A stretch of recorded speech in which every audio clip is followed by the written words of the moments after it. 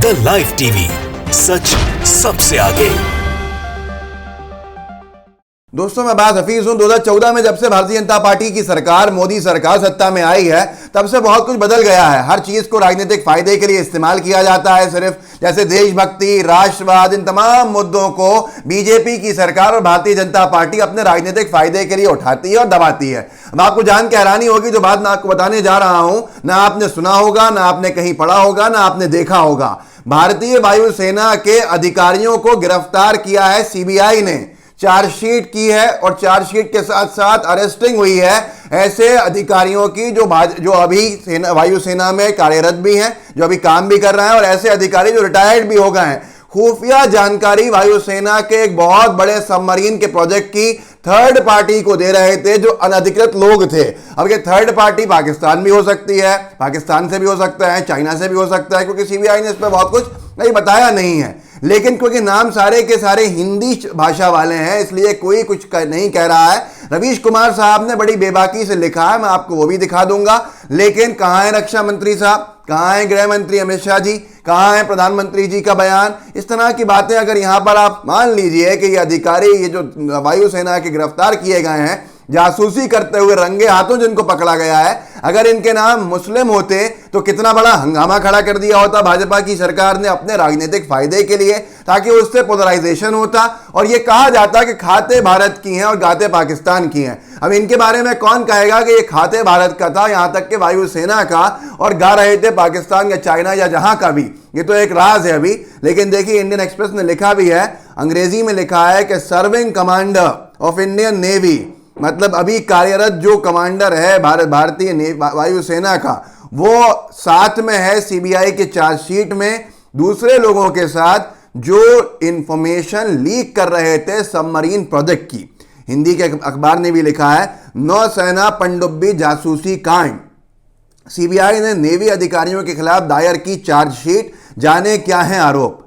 अब इन्होंने आरोप बताए भी हैं, विस्तार से बता भी दूंगा। पैसा भी कुछ करोड़ रुपया जो है बरामद हुआ है एक अधिकारी, एक व्यक्ति के घर से। और उसके साथ साथ रवीश कुमार साहब ने क्या लिखा है, पहले वो पढ़ के सुना देता हूं आपको, फिर इसके बारे में आपको मैं अपडेट कर दूंगा पूरी तरह से, और आप दूसरों को कर दीजिएगा। कोई कहीं दिखाएगा नहीं, इस पर कोई डिबेट नहीं होगा। अभी पिछले महीने भी एक सेना के अधिकारी को पकड़ा था पाकिस्तान के लिए जासूसी करते हुए, उसको भी दबा दिया गया। लेकिन आपकी जिम्मेदारी है कि आप आगे बताएं।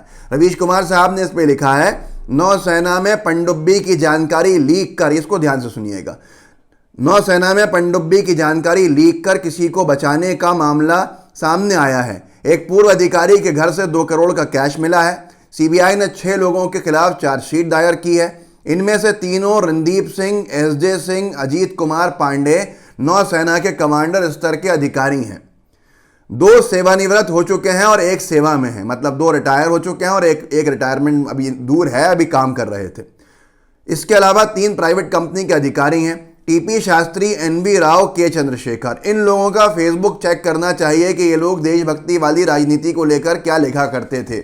मतलब साफ है कि भाजपा के राष्ट्रवाद के बातें कितनी लिखते थे ये, कि देखिए देश तरक्की कर रहा है, देश को झुकने नहीं देंगे, कुछ भी हो जाए, सेना का सम्मान, इंडियन क्रिकेट टीम को गालियां देना क्योंकि शमी के साथ खड़े हो गए, ये सारी चीज़ों के ये लोग कितने ज़्यादा भक्त थे ये देखना चाहिए। क्योंकि जाहिर सी बात है, अगर कोई और होता तो अभी तक तो व्हाट्सएप चैट भी पढ़ ली जाती। मैं आपको ये मुद्दा समझा देता हूँ और उसके बाद बताऊंगा कि चंडीगढ़ से किस सेना के अधिकारी को गिरफ्तार किया था, एक जवान को, जो पाकिस्तान को सूचनाएं दे रहा था। लेकिन इस पर चर्चा नहीं हो रही है क्योंकि नाम मुसलमानों वाले नहीं है ना, तो बीजेपी के एजेंडे में नहीं आ रहे हैं, बीजेपी के एजेंडे में नहीं आ रहा है, बीजेपी सरकार के एजेंडे में नहीं आ रहा है, और इसी तरह से गोदी मीडिया के एजेंडे में भी नहीं आ रहा है। यही सुन लीजिए, कहीं और तो आप सुन नहीं पाएंगे। अब इन्होंने लिखा है, जो अखबार का मैं सुना रहा था आपको, प्रभात खबर का, leakage confidential information from Indian navy.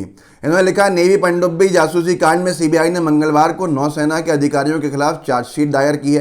Kilo class पनडुब्बियों की जासूसी कांड में सीबीआई ने भारतीय नौसेना के 4 अधिकारी समेत 6 लोगों के खिलाफ आरोप पत्र दायर किए हैं।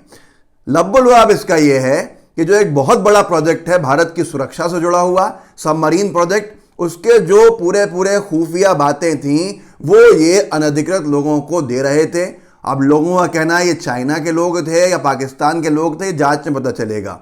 अब यहाँ इन्होंने चार्जशीट दाखिल कर दी है सीबीआई ने, और सीबीआई ने चार्जशीट में यह कहा है कि आरोपी व्यक्तियों द्वारा भारत की किलो क्लास पनडुब्बियों के मीडियम रेफिट लाइफ सर्टिफिकेशन या MRLC कार्यक्रम की गोपनीय जानकारियां अनाधिकृत लोगों को दिया जा रहा था। इस मामले में बीते दिनों 2 सेवानिवृत्त मतलब रिटायर्ड अधिकारियों को गिरफ्तार किया गया था।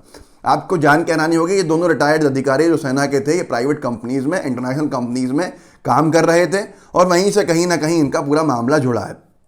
अब मैं आपको बताता हूं, इसमें लिखा भी है पूरा मामला राष्ट्रीय सुरक्षा से जुड़ा है। इस कारण सीबीआई ने दर्ज की गई FIR को सार्वजनिक नहीं किया है। लेकिन ये एक ही नहीं है। आपको शायद पता नहीं होगा कि 23 अक्टूबर जो अभी गुजरा है, जिसमें शायद 10 दिन हुए हैं, वहां पर चंडीगढ़ में एक जासूसी करते हुए सेना के जवान को गिरफ्तार किया था। जांच में उससे महत्वपूर्ण दस्तावेज मिले थे और इन लोगों के घरों से क्या क्या मिला है, थोड़ा सा पहले ये भी सुन लीजिए। इनके घर से तकरीबन सेना को 19 लोकेशंस पर रेड मारी थी सीबीआई ने 2 सितंबर को, जिसमें हैदराबाद, विशाखापट्टनम, दिल्ली, मुंबई थे, जहां पर इनको इंपॉर्टेंट, बहुत ही महत्वपूर्ण डॉक्यूमेंट्स और डिजिटल एविडेंसेस मिले हैं जो इन्होंने रख लिए हैं और उनकी जांच चल रही है। और 2 करोड़ 40 लाख रुपया रणदीप सिंह के घर से निकला है, जिसमें 2 करोड़ 90 लाख की ट्रैप मनी भी शामिल है जो SJ सिंह ने दी थी। ये सीबीआई ऑफिसर ने इंडियन एक्सप्रेस से कहा है, जो जांच कर रहे हैं। खैर, ये तो एक बात अलग हो गई। मैं आपको बता रहा था कि अब ये इससे आगे की देखिए कि जो हुआ था 23 अक्टूबर 2021 को चंडीगढ़, अमर उजाला ने लिखा था, चंडीगढ़ पाकिस्तान के लिए जासूसी करने वाला सेना का जवान गिरफ्तार, जांच में मिले महत्वपूर्ण दस्तावेज। आरोपी की पहचान गुजरात राज्य के जिला पंचमहल के फ्ल्यू रोड निवासी कृणाल कुमार बारिया के रूप में हुई है। तो ये भी बीजेपी की एजेंडा के हिसाब से फिट नहीं हो रहा है, माननीय, मुसलमान नहीं है। मौजूदा समय में सेना का ये जवान फिरोजपुर कैंट में तैनात है, जो सोशल मीडिया ऐप के जरिए ISI, पाकिस्तान की सबसे बड़ी एजेंसी, ISI के एजेंटों के संपर्क में था। सेना के IT सेल में तैनात इस जवान ने बहुत संवेदनशील जानकारियां पाकिस्तान बेस्ड हैंडलर के साथ साझा की। पाकिस्तान की एजेंसी की तरफ से उसे भुगतान किया गया।